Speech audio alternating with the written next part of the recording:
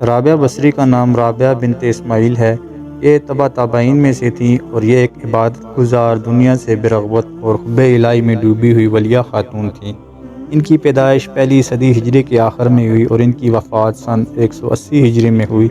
یہ اپنی عبادت و ریاضت اور حکمت بھرے اقوال کے لیے مشہور تھیں اور اپنے علم، ریاضت اور عبادت سے انہوں نے ایسا مقام حاصل کیا کہ ان کے عہد کے بڑے بڑے عالم و صوفیاء ان کے پاس بیٹھنا اور ان کی گفتگو سننا اپنے لیے سعادت سمجھتے تھے۔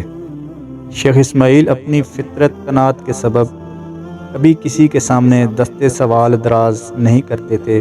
شیخ اسماعیل کی 3 بیٹیاں تھیں۔ چونکہ حضرت رابعہ بصری اپنی تینوں بہنوں کے بعد پیدا ہوئیں، اس مناسبت سے آپ کا نام رابعہ رکھا گیا۔ عربی زبان میں رابعہ چوتھی کو کہتے ہیں۔ جس رات آپ پیدا ہوئیں، شیخ اسماعیل کا بے سر و سامانی کا یہ عالم تھا کہ کوئی فالتو کپڑا تک نہ تھا جو نومولود کو اڑایا جا سکے، اور رات کے وقت چراغ جلانے کے لیے گھر میں تیل تک نہ تھا کہ جس سے روشنی کا اتمام کر لیا جاتا۔ گھر کی حالت دیکھ کر حضرت رابعہ بصری کی والدہ ماجدہ نے آپ کے والد سے کہا کہ فلاں ہمسائے سے تھوڑا سا قرض لے لیں تاکہ ضرورت کی چیزیں لا سکیں۔ آپ کے والد نے اس بات کا عہد کر رکھا تھا کہ سوائے اللہ تعالیٰ کے کسی سے کبھی کچھ نہ مانگیں گے، چونکہ معاملہ ایسا آن پڑا تھا کہ اب اس کے سوا کوئی چارہ دکھائی نہیں دیا کہ کسی سے کر لیا جائے۔ شیخ اسماعیل تاریکی میں گھر سے نکل پڑے اور پڑوسی کے دروازے پر دستک دی۔ پڑوسی گہری نیند میں سویا ہوا تھا، اس لیے اس نے دستک کی آواز نہیں سنی۔ شیخ اسماعیل کچھ دیر تک دروازہ کھلنے کے انتظار میں کھڑے رہے، مگر جب پڑوسی کے قدموں کی آواز بھی سنائی نہ دی تو آپ خاموشی سے لوٹ آئے اور پریشانی کے عالم میں سو گئے۔ جب آپ سو گئے تو خواب میں حضور نبی کریم صلی اللہ علیہ وسلم کی زیارت ہوئی۔ حضور نبی کریم صلی اللہ علیہ وسلم نے فرمایا، اے اسماعیل، اپنی بے سر و سامانی کا غم نہ کر، تیری یہ بچی اپنے وقت کی بہت بڑی عارفہ ہوگی، اس کے روحانی فیض سے دنیا کو فائدہ پہنچے گا اور اس کی دعاؤں سے میری امت کے ہزاروں افراد بخشے جائیں گے۔ اس کے بعد نبی کریم صلی اللہ علیہ وسلم نے فرمایا، بصرہ کے حاکم کے پاس ایک کاغذ تحریر کر کے لے جاؤ کہ ہر یوم تو مجھ پر 100 مرتبہ درود بھیجتا ہے اور شب جمعہ 400 مرتبہ، لیکن آج جمعہ کی رات جو گزری ہے اس میں تو درود بھیجنا بھول گیا، لہٰذا بطور کفارہ حامل حاضہ کو 400 دینار ادا کرو۔ حاکم بصرہ سے جو دینار ملیں گے ان کو خرچ کر لینا۔ حضرت رابعہ بصری کے والد ماجد جب نیند سے بیدار ہوئے تو رات کو دیکھے خواب کے بارے میں سوچتے ہوئے آنکھوں میں خوشی کے آنسو آ گئے۔ آپ نے اپنا پورا خواب ایک کاغذ پر تحریر کیا اور حاکم بصرہ کے دربان کو دے دیا۔ دربان خط لے کر حاکم بصرہ کے پاس آیا اور شیخ اسماعیل کا لایا ہوا خط پیش کیا۔ حاکم بصرہ نے جب خط پڑھا تو اس کی خوشی کی انتہا نہیں رہی۔ پوچھا کہ خط لے کر آنے والا معزز شخص کہاں ہے؟ دربان نے کہا کہ وہ باہر محل کے دروازے پر کھڑا ہے۔ حاکم بصرہ تیز قدموں کے ساتھ محل کے دروازے پر پہنچا اور شیخ اسماعیل کے ہاتھوں کو بوسہ دے کر کہنے لگا، آپ کی وجہ سے حضور نبی کریم صلی اللہ علیہ وسلم نے مجھے یاد فرمایا ہے۔ اس کے بعد حاکم بصرہ نے بڑی خوشی کے ساتھ 400 دینار شیخ اسماعیل کو پیش کیے۔ اسی خوشی میں اس نے 10,000 دینار بطور شکرانہ فقراء میں تقسیم کیے۔ اگلے دن حاکم بصرہ نے خود حضرت رابعہ بصری کے گھر حاضری دی اور بڑی عقیدت و مسرت کا اظہار کرتے ہوئے وہاں سے رخصت ہوا۔ حضرت رابعہ بصری نے جب ہوش سنبھالا تو والد کا سایہ سر سے اٹھ گیا اور قید سالی کی وجہ سے آپ رابعہ بصری کی تینوں بہنیں بھی آپ سے جدا ہو کر نہ جانے کہاں مقیم ہو گئیں۔ آپ بھی ایک طرف کو چل دیں اور ایک ظالم نے پکڑ کر آپ کو اپنی کنیز بنا لیا اور کچھ دنوں کے بعد بہت ہی کم رقم میں فروخت کر دیا، اور اس شخص نے گھر لا کر بے حد مشقت آمیز کام آپ سے لینا شروع کر دیے۔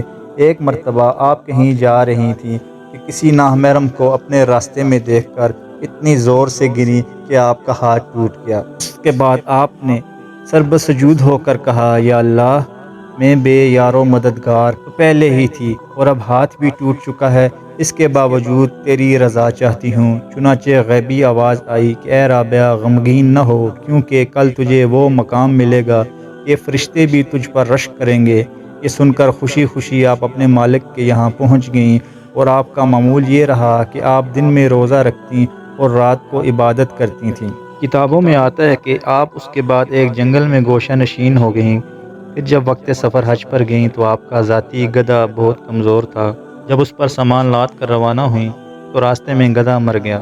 یہ دیکھ کر اہل قافلہ آپ کو تنہا چھوڑ کر آگے بڑھ گئے آپ نے بارگاہ خداوندی میں عرض کیا کہ نادر و عاجز کے ساتھ یہی سلوک کیا جاتا ہے کہ پہلے تو اسے اپنے گھر کی جانب مدعو کیا، پھر راستے میں گدھے کو مار ڈالا اور مجھے جنگل میں تنہا چھوڑ دیا۔ ابھی آپ کا شکوہ ختم نہیں ہوا تھا کہ گدھے میں جان آ گئی اور آپ اس پر سامان لاد کر عازم مکہ ہوئیں۔ اس کے بعد جب دوبارہ حج پر گئیں تو دیکھا کہ خانہ کعبہ خود آپ کے استقبال میں چلا آ رہا ہے۔ آپ نے فرمایا، مجھے مکان کی حاجت نہیں بلکہ مکین کی ضرورت ہے، کیونکہ مجھے حسن کعبہ سے زیادہ جمال خداوندی کے دیدار کی تمنا ہے۔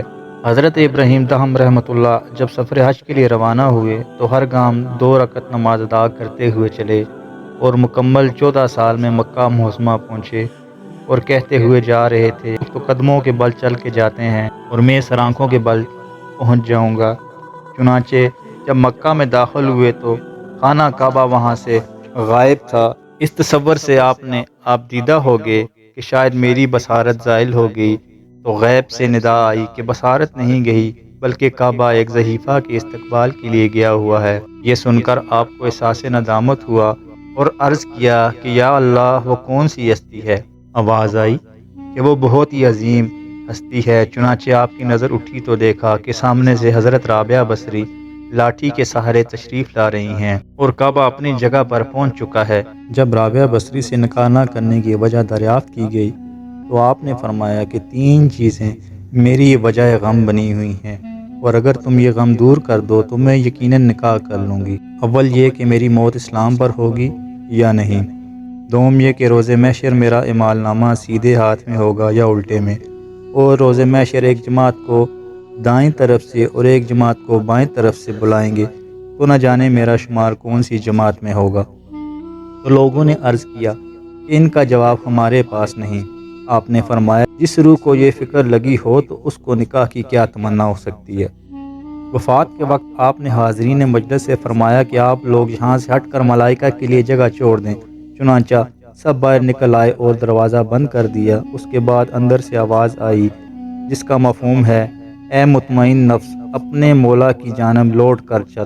اور جب کچھ دیر بعد اندر سے آواز آنی بند ہو گئی تو لوگوں نے جب اندر جا کر دیکھا تو روح پرواز کر چکی تھی۔